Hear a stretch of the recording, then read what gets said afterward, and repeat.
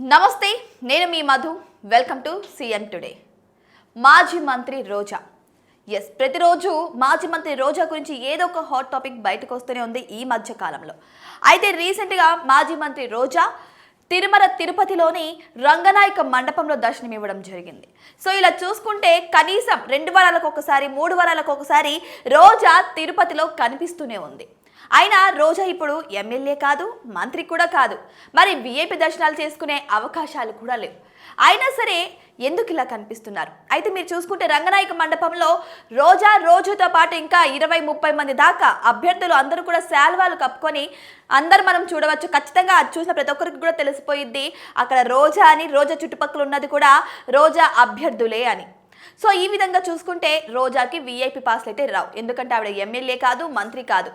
కాబట్టి ఇంత దర్జాగా, ఇంత హుందాతనంగా రోజా తిరుమలలో 2 వారాలకు ఒకసారి 3 వారాలకు ఒకసారి ఎలా కనపడుతుంది? అసలు ఏం జరుగుతుంది? రంగనాయక మండపంలో అసలు ఎందుకు ప్రతిసారి ప్రత్యక్షమవుతుంది రోజా? ఇలా సన్మానం చేసి శాల్వా కప్పాల్సిన అవసరం ఏముంది? అసలు ఏం జరుగుతుంది తిరుపతిలో? రోజా 2 వారాలకు ఒకసారి 3 వారాలకు ఒకసారి కనపడే ప్రసక్తి ఏముంది అక్కడ? అయితే రోజా ఇంతకు ముందు కూడా మంత్రిగా ఉన్నప్పుడు తిరుమలలో కనీసం వారానికి ఒక్కసారైనా కనపడేది. అయితే ఇప్పుడు చూసుకుంటే 2 వారాలకు ఒకసారి 3 వారాలకు ఒకసారి కనపడమే కాకుండా తన సహనటులైనటువంటి జ్యోతి రవలితో సహా అక్కడికి వెళ్ళి విఐపి దర్శనాలు చేయించుకొని మరి తీసుకొస్తున్న పరిస్థితులు కూడా నెలకొన్నాయి. ఇంతకు విఐపి టికెట్లు ఎలా వస్తున్నాయి రోజాకి? ఇంతకు ముందు రోజా మంత్రిగా ఉన్నప్పుడు విఐపి టికెట్లు అమ్ముకుందని కూడా విజిలెన్స్ అధికారులు స్పష్టంగా చెప్పడం కూడా జరిగింది.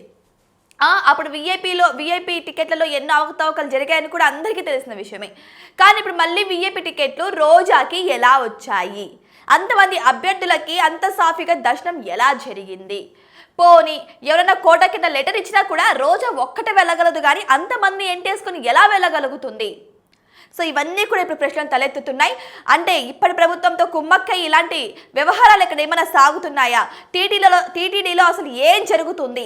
రోజా ప్రతిసారి అక్కడ దర్శనం ఇవ్వడానికి కారణం ఏంటి అనే విషయాలు అయితే ప్రతి ఒక్కరిలోనూ తలెత్తుతున్నాయి. మరి ఏం జరగబోతుందని కూడా మనం కూడా వెయిట్ చేసి చూద్దాం. అయితే రోజా మంత్రిగా ఉన్నప్పుడు ఆడుదాం ఆంధ్ర అనే ప్రోగ్రామ్ని చేపట్టిన విషయం కూడా అందరికీ తెలిసిందే. అందులో ఎన్నో అవకతవకలు జరిగాయన్న విషయం కూడా అందరికీ తెలిసిందే.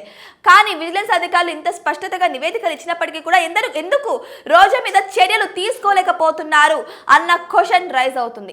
అయితే ఇప్పుడు వర్షాకాల సమావేశాలు అయితే జరగడం స్టార్ట్ అయ్యాయి. మరి ఈ యొక్క సమావేశంలో ఈ ఆర్దం ఆంధ్ర గురించి ఏమైనా డిస్కషన్స్ వస్తాయంటారా? మరి దాని గురించి చర్యలు తీసుకుంటారంటారా? మరి ఈ విషయంలో రోజా కీలక బాధ్యత పోషించింది కాబట్టి ఖచ్చితంగా రోజా మీద చర్యలు పడతాయంటారా? మరి మీకేమనిపిస్తుంది? మరి ప్రతిసారి రోజా ఇలా తిరుమలలో దర్శనం ఇవ్వడానికి గల కారణం ఏంటి? మీ అభిప్రాయాన్ని కామెంట్ బాక్స్లో కామెంట్ రూపంలో తెలియజేయండి.